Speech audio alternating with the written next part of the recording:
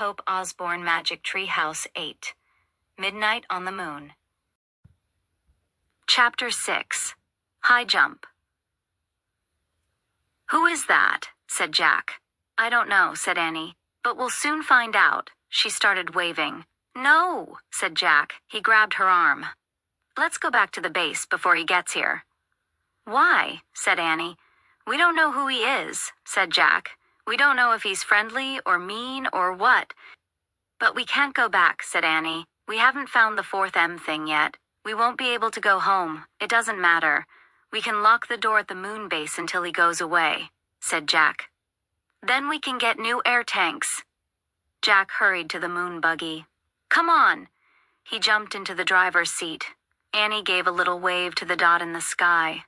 Then she climbed into the moon buggy. The buggy took off. "Careful," said Annie. They bumped over the rocks as Jack turned the buggy around. Then they zoomed toward the pass. Jack steered around craters and rocks. More than once the buggy nearly tipped over. "Whoa, slow down," said Annie. They were almost at the mountain pass. Suddenly, a cloud of dust flew up in front of them. The ground trembled. "Watch it," cried Annie. Jack couldn't see a thing. He stepped on the brake. The buggy jerked to a stop. The dust settled. A giant rock had fallen into the narrow pass. It was stuck between two walls of rock. They were trapped. Jack quickly found a picture of a giant rock in the moon book. He read aloud, "Rocks of all sizes crash into the moon from outer space. These rocks are called meteorites." "We're lucky that meteorite didn't land on us," said Jack. "Yeah, and I guess it's too big to be the M thing," said Annie. She had climbed out of the moon buggy and was standing by the meteorite. It was more than twice as tall as she was. Jack looked at the black sky. The flying thing was nowhere in sight yet. "We'll have to jump over it," Annie said. "Jump?" "I don't think so," said Jack. "It's too high." "I'm going to try anyway," said Annie. "Wait, let's think first," said Jack. But Annie was already backing up. "1, 2, 3, go," she shouted, and took giant, leaping steps toward the meteorite. When Annie got close to the rock, she pushed off the ground. Then she flew through space and disappeared behind the meteorite. "Annie," Jack called. There was no answer. "Oh, brother," Jack said. He backed up and took off toward the rock. He jumped as high as he could. Then he was flying through space. Jack hit the ground and fell face down into the dust. Jack tried to stand, but his suit was too bulky. He tried to roll over, but his suit made even that impossible. "Oh no," he groaned. "Not again." "Are you here?" asked Annie. "Did you make it?" "Yes." Jack was relieved to hear her voice. But he couldn't turn his head to see her. He could only hear her over the radio. "Can you help me up?" he asked. "Nope," said Annie. "Why not?" "I fell down too," she said. "Oh, brother," Jack sighed. "Now we are really in trouble." He tried to stand again, and failed. "Can you see anything?" he asked. "Just the sky," said Annie. "Wow, is it weird?" "I'm worried about our air tanks," said Jack. "I feel like it's been 2 hours. "Jack?" said Annie. "And what about that moon man?" said Jack. "Where did he go to?" "Jack," whispered Annie. "What?" "He's here," she said. "The moon man is here." "What?" "He's standing above me." Chapter 7. The Moon Man. Jack's heart nearly stopped. He could hear Annie talking. "Hi," she said. "We come in peace." There was silence. Then Jack heard Annie say, "Thank you. I have to help my brother up now." A moment later, Annie rolled Jack onto his back. She grabbed his hand and pulled him up. "Thanks," said Jack once he was standing. The moon man was a few feet away. His face was hidden by a metal visor. He looked like a spaceman. A huge spaceman with a giant tank on his back. It was as big as a refrigerator. "That's a jetpack," said Jack. "I've seen pictures of future astronauts flying with those things. It's like a mini spaceship, right?" The moon man didn't answer. I don't think he can hear us, said Annie. He's not hooked up to our radio. Oh, right, said Jack. I'll write him a message. Good idea, said Annie. Jack pulled out his notebook and pencil. He wrote, We're Jack and Annie. We come in peace from America. Who are you? Jack handed the notebook and his pencil to the Moon Man. They looked tiny in his big hands. The Moon Man looked down at the message. He looked at the tiny pencil. Then he turned the notebook over. Jack and Annie watched as the Moon Man put the pencil to the paper. He was writing something very carefully. Finally, he gave the notebook back to Jack. Jack and Annie stared at the marks. Stars, said Annie. He drew stars. Maybe it's a space map, said Jack. Space map? Said Annie. Hey, Jack, map starts with Mem. Oh, wow, said Jack. This must be the fourth M thing. Let's ask him what his map means, said Annie. She turned around. We'll never know now, she said. Why? Jack looked up from the map. That's why, Annie pointed. The Moon Man was flying over the mountains. Thanks, Annie cried. Chapter 8. One Star to Another. Who was that guy? Said Jack. What does his map mean? I don't know, said Annie. But let's see if it works. Jack took a deep breath. Yeah, we'd better hurry back. I think I'm running out of air. It feels harder to breathe. For me, too, said Annie. Go slow. Don't breathe too much, said Jack. He and Annie took long floating steps toward the moon base. Jack held his breath as if he were underwater. By the time they got to the white dome, he was ready to burst. Annie pushed a button beside the huge door. It slid open. They hurried into the airlock. The door closed behind them, and the door to the hallway opened. Jack opened the visor of his helmet. He took a long, deep breath and let it out. Let's get out of these suits, said Annie. Good idea. Jack was dying to free his arms and legs. As they moved clumsily into the spacesuit storeroom, Jack felt heavy again. He and Annie unlocked each other's helmets, gloves, and boots, and pulled everything off. Then they stepped out of their bulky suits. Whew, Jack said. He took off his glasses and rubbed his eyes. It was great to be free, even if he no longer felt as light as a feather. Hurry, Peanut's waiting, said Annie. She led the way down the steps to the bright landing chamber. Yay, she said softly. Jack was relieved to see the treehouse still there. Soon they'd be heading home. He couldn't wait. Jack and Annie crawled through the treehouse window. We're back, Peanut, said Annie. Squeak! Peanut ran to the letter M.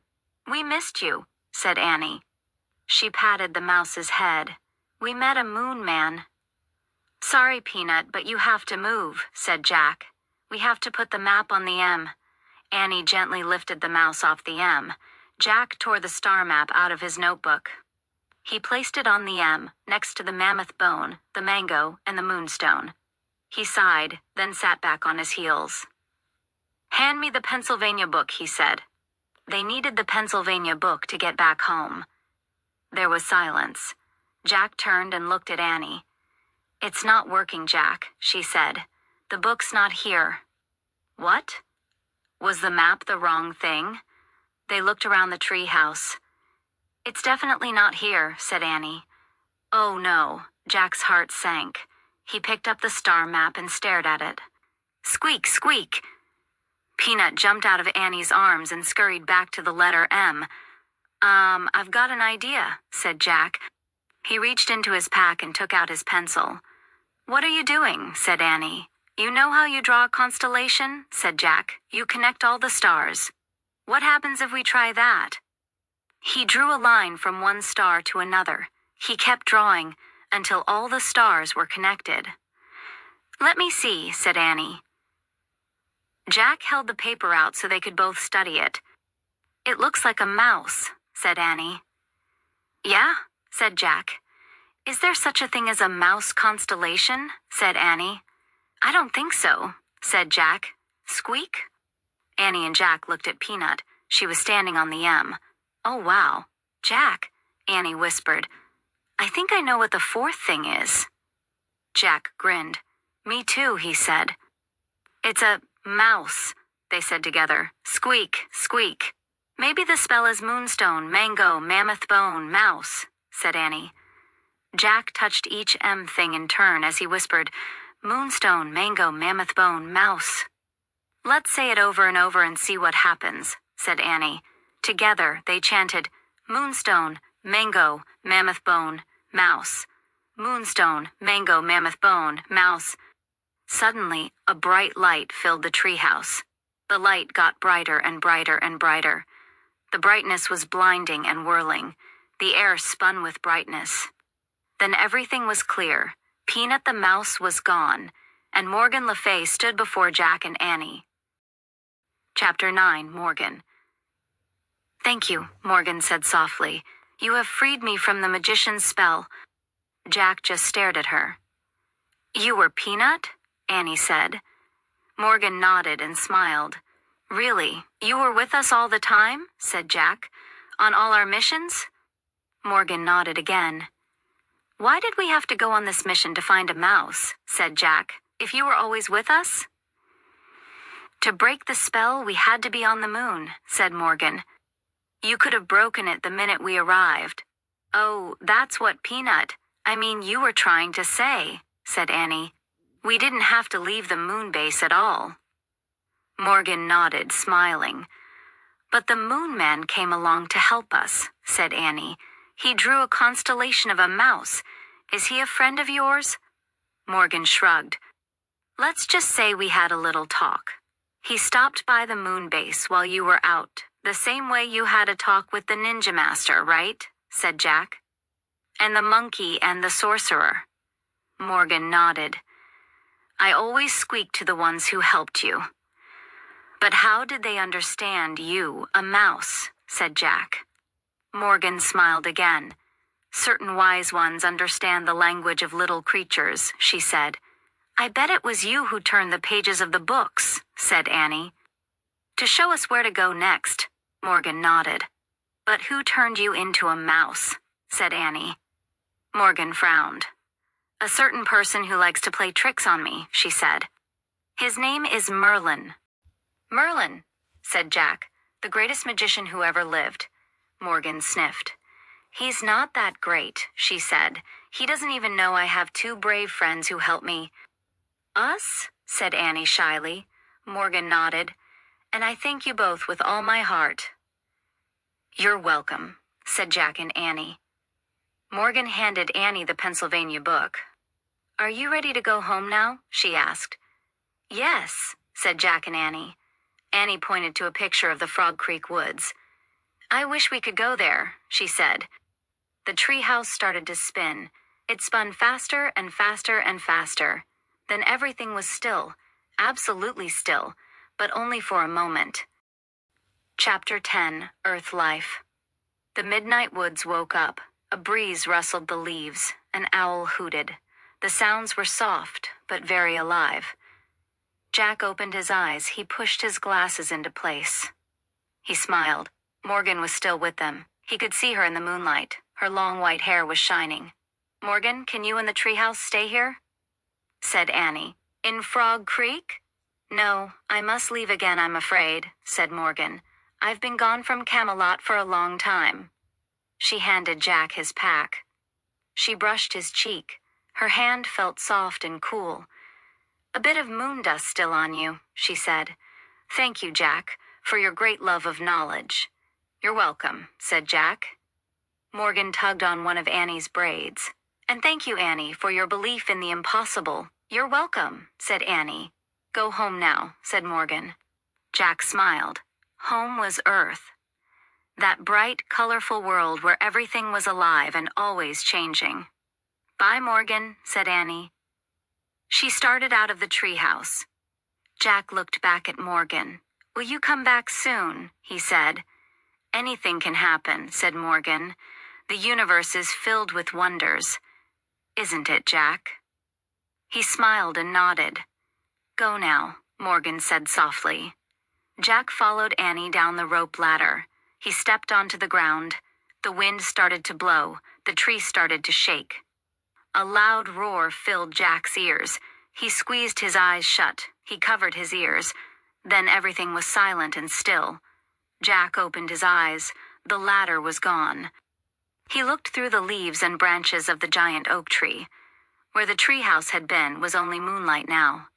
"Bye, Morgan," he whispered sadly. "Bye, Peanut," said Annie. Jack and Annie stared at the top of the tree for a long moment. "Ready?" said Annie. Jack nodded. They started for home. The midnight air felt cool and moist. It was filled with the soft sounds of earth life. Jack and Annie left the Frog Creek woods. They started down their street. Annie glanced up at the sky. "The moon looks really far away, doesn't it?" It did, thought Jack. It was. "I wonder how the Moon Man can be up there all alone," said Annie. "What do you mean?" said Jack. "I mean, who helps him put on his space suit?" said Annie. "Who helps him get up when he falls down?" "And who is he?" added Jack. "Who do you think he was?" said Annie. "He must be a scientist or an astronaut from Earth," said Jack. "No, I think he's an alien," said Annie. "From another galaxy," Jack scoffed. "What makes you say that?" "I just feel it," said Annie. "Wrong," said Jack. "There's no proof that aliens exist." "Maybe not now," said Annie. "But don't forget, we were in the future." "Oh, brother," said Jack. They crossed their yard and climbed their back steps. Annie tiptoed inside the house. Jack followed her. Before he shut the door, he glanced up at the moon. Was Annie right? He wondered. Could the Moon Man have come from another galaxy? Morgan's words came back to him. "The universe is filled with wonders." "Isn't it, Jack?" "Good night, Moon Man," Jack whispered. Then he closed the door.